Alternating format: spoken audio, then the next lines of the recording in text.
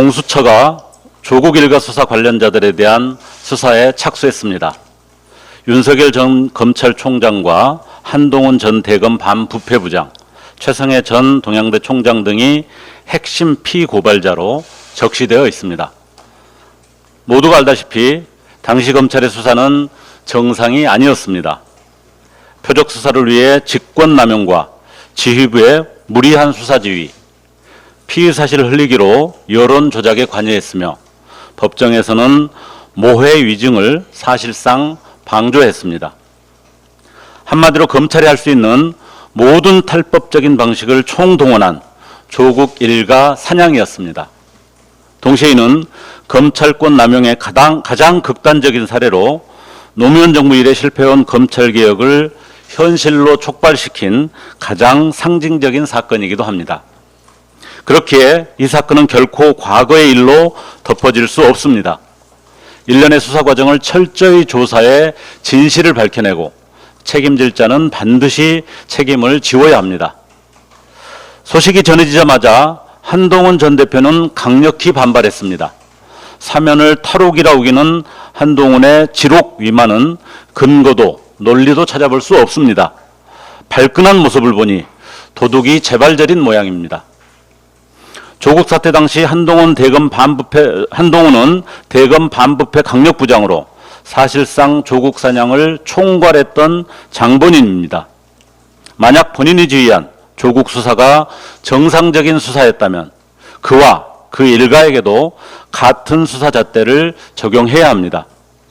본인 딸의 논문 표절과 대필 의혹, 2만 시간의 봉사 시간 등 11개나 되는 혐의들은 본인이 국민의힘 비대위원장이던 2024년 1월 모두 혐의 없음, 불송치로 결론 났습니다. 조국혁신당이 이미 발의한 한동훈 특검법이나 검찰권 오남용 진상조사 특별법을 통해 반드시 진실을 다시 규명해야 할 것입니다.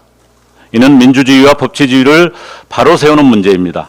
권력을 남용한 자들에게 반드시 책임을 지우겠습니다. 한 가지만 더 말씀드리겠습니다. 26조 원 원전 수주 쾌거 운운을 자랑했던 체코 원전 수출 이면에는 혈세 유출뿐 아니라 기술 주권까지 팔아넘겼다는 사실이 확인되었습니다.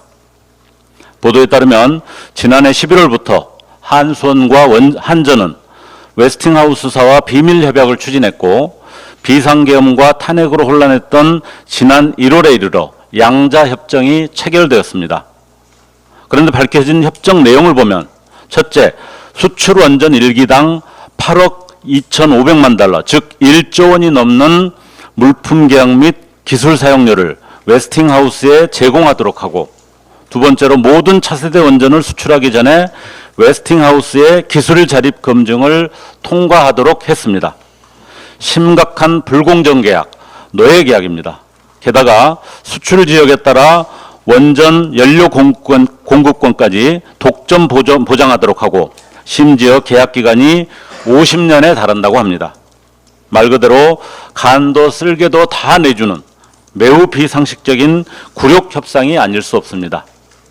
원전산업진흥이라는 표현은 내란 수계의 치적 쌓기를 위해 국가의 미래를 팔아넘긴 것, 그 이상도 이하도 아닌 것입니다. 이번 사건은 1천억 원이 넘는 세금 낭비와 공론 분열을 초래한 대왕고래 프로젝트 제2탄이라 할 만합니다. 명백한 국익 훼손 행위에 대해 국회 차원의 청문회와 국정조사는 물론 한수원, 한전 이사회의 배임 행위 여부에 대한 철저한 수사가 이루어져야 합니다. 특히 용산 대통령실의 강압적 하명 여부에 대한 부분도 명명백백히 밝혀야 할 것입니다. 이재명 정부에 촉구합니다. 원전 산업을 둘러싼 윤석열 정부의 각종 의혹에 대해 단 한 치의 의혹도 남지 않도록 정부 차원의 철저한 감사와 수사를 즉시 시작하십시오. 이상입니다. 네, 감사합니다. 다음은 황운하 의원의 현안 발언 있겠습니다. 네, 황운하 의원입니다. 무죄. 윤석열 정치검찰이 자행했던 조작수사, 억지 기소가 판판이 깨지고 있습니다. 진실이 밝혀진 자리에는 검찰의 권력 욕만 구린내를 피웁니다. 검사 수십 명을 동원해서 조작한 울산 사건에는 청와대의 하명수사도 송철호의 청탁수사도 없었습니다. 오직 검찰이 만든 소설과 소설을 그대로 받아 적은 언론 보도만 있었습니다. 검찰의 사건 조작은 악질적인 범죄입니다. 범죄에 대해서는 범위를 수사해야 합니다. 윤석열 검찰이 사건 조작을 한 범위는 전후 맥락, 정황으로 볼 때 권력 찬탈이 명확합니다. 그냥 범죄가 아니라 중대 범죄입니다. 울산 사건 최종심 무죄 판결과 함께 정경심 교수 유죄 판결을 뒤집을 핵심 증거도 보도됐습니다. 이 사건 또한 재심을 통해서 검찰의 사건 조작 사실이 명확하게 밝혀져야 합니다. 재심으로 정 교수에 대한 사건 조작을 밝히는 것은 윤석열 검찰 쿠데타를 단죄하는 데 결정타가 될 것입니다. 이를 위해 두 가지가 필요합니다. 하나는 법원 개혁입니다. 정 교수의 무죄를 입증할 증거들은 모두 탄핵하고 검찰의 일방적인 주장만 받아들인 재판관이 현재 대법관입니다. 지금 구조에서는 정 교수의 재심은 사실상 불가능합니다. 대법관 숫자를 늘리는 법원 개혁은 윤석열 검찰 쿠데타의 진상 규명과 단죄를 위해서도 반드시 실현돼야 할 역사적 과제입니다. 또 다른 하나는 특별법입니다. 윤석열 검찰 쿠데타와 12.3 내란은 전두환의 12.12 군사 반란과 5.18 내란의 판박이입니다.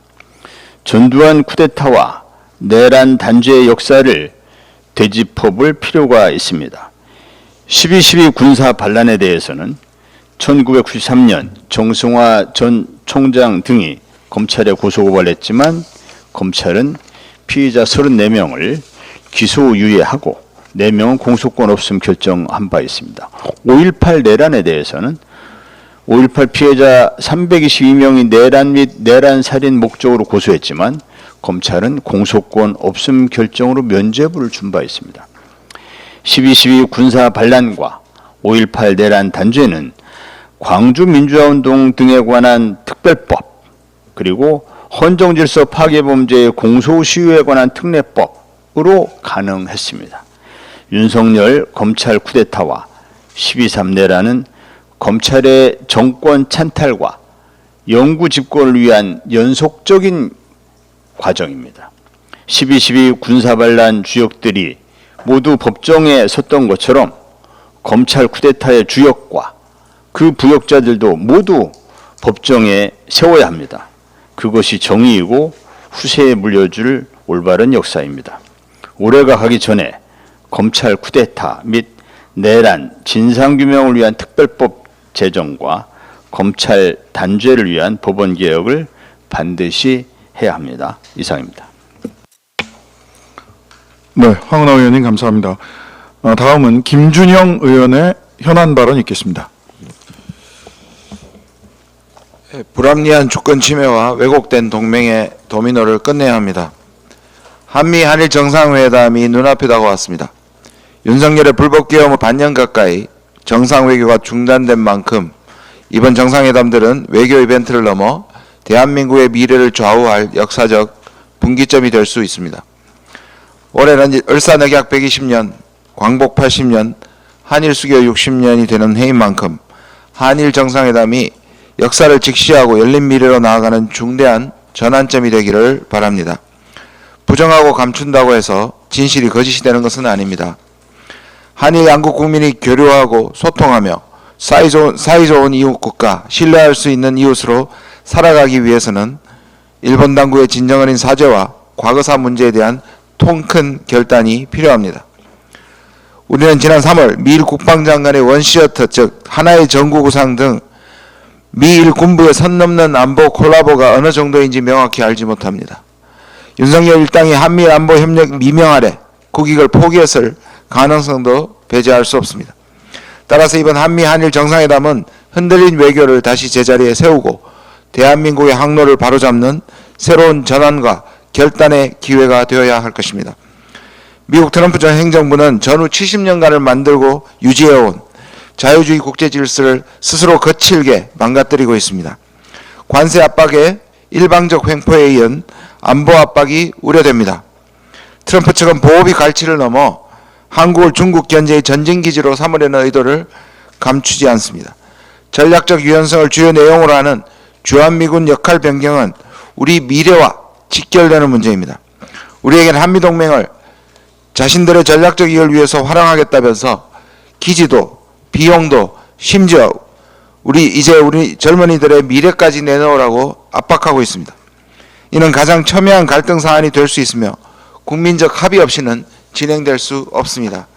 거듭 말씀드리지만 미래형 포괄적 전략동맹은 동맹 현대화와 함께 전략적 유연성에 포장된 말이고 이는 주한미군의 역할 변경과 같은 말입니다. 최소한 2006년 양국이 합의한 한국민의 의지와 관계없이 동북아 분쟁에 개입되지 않는다는 원칙은 반드시 지켜져야 합니다. 주한미군이 한국과의 사전 협의 없이 타국을 공격하는 상황은 결코 용인할 수 없습니다. 어제 외통위에서 확인한 외교부 장관의 인식은 몇 가지 우려를 자아냅니다. 지난 6월 트럼프가 이란 핵시설을 폭격했을 때 폭격기가 미국 본토에서 이란까지 날아갔습니다. 근처 카타르에 중동 최대의 미군 기지가 있음에도 카타르 정부는 타국의 공격이나 전쟁으로 사용하는 것을 허가하지 않는다고 분명하게 미국에 말했습니다. 미국의 공격이지만 본국의 기지에서 출격한다면 보복의 대상이 될 수 있기에 거절했던 것입니다. 카타르도 할 수 있는데 세계 10위권의 경제 대국이자 군사력 5위의 대한민국이 하지 못할 이유가 없습니다. 건강한 한미동맹의 미래를 위해서도 침묵이 아니라 분명한 목소리가 필요합니다.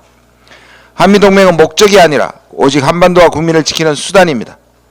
미국이 명분도 의리도 관계도 모두 헌신짝처럼 버리고 우리의 군사적 자주권과 국민주권을 해치는 순간 그 동맹은 껍데기에 불과합니다. 불합리한 주권 침해와 왜곡된 동맹의 도미노를 이제는 끝내고 건강한 동맹의 미래를 재설계해야 합니다. 이재명 대통령께 간곡히 부탁합니다. 국민주권 정부는 그 이름에 걸맞도록 대응해야 합니다. 우리 국민의 미래를 위협하는 협상을 수용하면 안 됩니다. 미국과의 협상이 얼마나 어렵고 불리한지 우리 국민은 이해하고 있을 것입니다. 그러므로 동맹의 현대화가 무엇을 의미하는지 설명하고 국민주권에게 물어야 합니다. 한미동맹은 한반도의 평화와 안정을 위해서 존재하는 것이고 그 목적 때문에 온갖 부작용에도 불구하고 미군에게 특별한 지위를 부여하고 돈까지 주고 있는 것입니다. 만약에 미국이 주한미군의 성격을 바꾸고 한국을 패권 경쟁의 천병으로 삼고자 한다면 한미 상호방위 조약의 범위를 넘는 것입니다. 국민의 허락을 반드시 물어야 합니다. 국민만 믿고 나간다면 어떤 결과라도 지지하고 함께 버텨줄 것입니다. 4대주의 내란 잔당과 미국의 극우가 한편이 되어 방해하더라도 우리 국민은 내란과 함께 이겨낸 것처럼 함께 이겨낼 것입니다. 암초는 암초에 불과할 뿐 민주주의 대한민국의 호의 항해를 멈출 수 없습니다. 트럼프는 어쩌면 기회일 수 있습니다. 명분도 의리도 관계도 모두 헌신짝처럼 버리는 미국은 우리를 각성시킬 것입니다. 위대한 대한민국은 얼마든지 스스로 설 수 있고 스스로 발전할 수 있고 스스로 지킬 수 있습니다. 이상입니다. 감사합니다. 네, 김준영 의원님 감사합니다. 이것으로 조국혁신당 공개의총을 모두 마치도록 하겠습니다. 예.